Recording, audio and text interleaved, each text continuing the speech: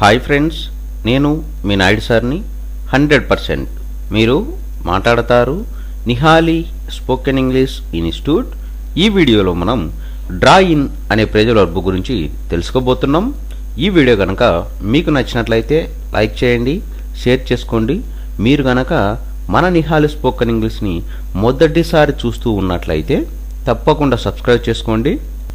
Phrasal verb draw in. Draw in అనే phrasal వర్బ్ను ఎలాంటి సందర్భాలలో ఉపయోగిస్తాము అంటే, to make some one involve in a difficult or unpleasant situation.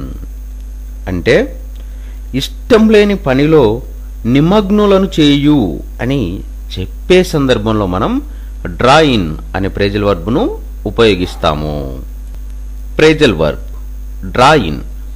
Draw in అనే phrasal వర్బ్ను ఎలాంటి సందర్భాలలో ఉపయోగిస్తాము అంటే, to make some one involve in a difficult or unpleasant situation.